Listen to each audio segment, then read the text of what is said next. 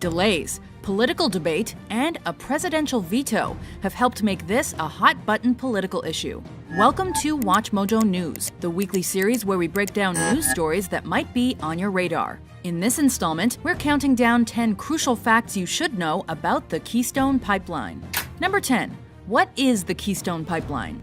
The brainchild of the TransCanada Corporation, a Canadian energy company based in Alberta, Canada. The Keystone Pipeline is a pipeline that channels increased amounts of oil from Alberta's oil sands to the United States, up to 830,000 barrels per day. In existence as an idea since 2005, the project was heavily criticized up north. However, in 2007, the Canadian government approved the pipeline's construction on its home soil, followed by the US-approved Phase 1 a year later. The first 3 phases of the project were completed and online by 2015, as the contentious 4th phase, referred to as Keystone XL, remained incomplete. Phase 4 was essentially a quicker route to and from the same locations as the Phase 1 project, with more direct access into states like Texas. However, because its proposed route passes over Nebraska's Ogallala Aquifer, a vital source of water used for drinking, farming, and more, this portion of the project has been even more highly debated than phases 1 through 3. Number 9. How is the Keystone different from other pipelines? Because of its sheer size and scope, and because it crosses the border between 2 countries, spanning several states and provinces with over 2,000 miles of pipeline, the Keystone Pipeline brings with it unique political challenges. For example, the project required approval from the Canadian government as well as the United States government in the form of an environmental impact assessment and a national interest assessment. Today I'm directing my administration to cut through the red tape, break through the bureaucratic hurdles, and make this project a priority. So go ahead and get it done. After over 2 years of paperwork, TransCanada finally secured the permits required for the project. However, Phase 4 remains in limbo as U.S. President Barack Obama makes his conclusive choice on whether or not to approve the pipeline. Number 8. Why is this issue so contentious?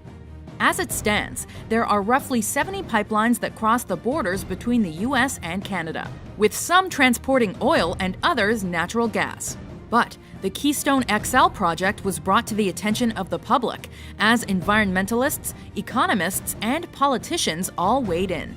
Environmentalists across the globe say that it's a huge drawback that some of the oil traveling through the pipeline comes from Alberta's oil sands. To extract usable oil from this source is not only labor-intensive, but also energy-intensive, meaning that oil derived from oil sands produces significantly more greenhouse gas emissions from start to finish than its more traditional counterparts. Economists say that since the U.S. economy still depends on oil in a big way, this project would be a huge boon to the country. The American public stands to gain up 42,000 new jobs, $2 billion in investment in the pockets of the American public. The debate among American politicians is split along party lines, with President Obama torn between his environmentally minded supporters and the 61% of Americans who approve of the pipeline. The Republican-controlled Congress hopes to force the president into okaying the project. Number 7. Who opposes the Keystone XL pipeline? That's why I call this pipeline the Keystone XL Extra Lethal Pipeline. It's mainly environmental groups and climate change experts who oppose the pipeline, as they viewed the original path of the XL pipeline as a disastrous move with potentially massive repercussions. Environmentalists worry about the pipeline not only because this would enable America to remain dependent on oil, which they say will soon lead to irreparable damage in terms of climate change, but also because using oil from the oil sands will inherently lead to an increase in greenhouse gas emissions.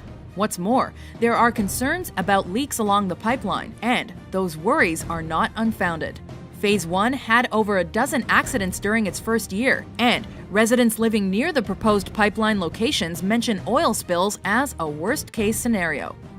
Number 6. Who supports the Keystone XL pipeline? A reliable, stable source of energy produced in North America. Support for this pipeline has come from various factions, including the Canadian government, TransCanada, major labor unions, and large refineries that have already signed multi-year contracts for future oil refinery operations. Over half of the U.S. population has also expressed support for the project. The State Department has estimated that the pipeline would create between 5,000 and 6,000 jobs in the U.S., while other sources put that number much lower. In addition, the current method of crude oil transportation between Canada and the United States is via rail. And recently, there have been several serious accidents involving trains carrying oil, making the pipeline seem like a more favorable option. Proponents of the pipeline also mention the benefit of not depending on foreign oil from countries like Saudi Arabia or Nigeria. And finally, the ties this project would create between the U.S. and Canada are cited as invaluable. Number 5. Why is approval of Keystone XL taking so long? Phase 4 of the project, the controversial Keystone XL phase, was delayed in order to give the government enough time to properly examine the project. This is despite of the State Department's environmental impact report, which claimed that the XL pipeline would cause, quote, no significant impact. In other words, building it won't make much difference. It's welcome news for the oil industry and for the Harper government. This report immediately drew criticism from environmental groups who believe it downplayed the effect of the pipeline. In addition, documents obtained under the Freedom of Information Act show that TransCanada had previously worked with the contractor they recommended to help with the State Department study, seriously calling its legitimacy into question. Number 4. How will the Keystone pipeline affect the environment? While the State Department concluded that the pipeline would have a minimal impact on the environment, they also said that development of Canada's oil sands industry would lead to higher greenhouse gas emissions. And, according to the nonprofit environmental advocacy group, the Natural Resources Defense Council, or NRDC, the amount of carbon added to our atmosphere as a result of Keystone XL over the next 5 decades would be more than the combined emissions of every car in the U.S. over the course of 1 year. The rules of supply and demand also suggest that with more oil available, prices will drop, and therefore consumption will increase, thereby again increasing the carbon footprint of the pipeline. Number 3. Does North America need the oil? North America has been experiencing an energy boom, with jobs being created and costs being lowered. This new infrastructure would keep that boom going and would weaken North American dependence on foreign oil even further.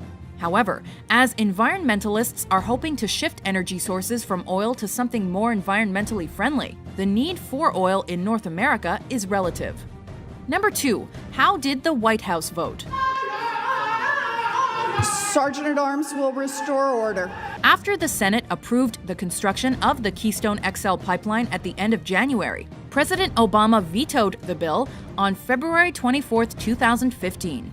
In explaining his decision, Obama said that the bill was an attempt by the Republican-led Congress to make a decision that should be a task for the president. He also questioned whether such a pipeline was truly in the country's best interest.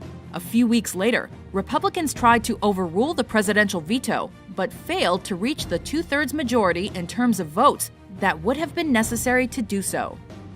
Number 1. Who has the final decision on the Keystone XL pipeline? Because they were unable to overrule the presidential veto, some Senate members hinted that the battle is not over, and that they might attach the pipeline to other legislation in the future that the president will not want to veto. In the meantime, Canada plans to increase its oil sands production regardless of the outcome of the Keystone pipeline issue, and will thus search for viable alternatives, such as the construction of the Northern Gateway pipeline, which would transport oil to Canada's west coast in order to meet Asian demand. But the final decision lies in the hands of President Obama, who is expected to make his final choice at some point during 2015. Did these facts surprise you? To vote for which news story is covered next, head over to watchmojo.com/suggest and be sure to hit that subscribe button for more newsworthy top 10s published every week.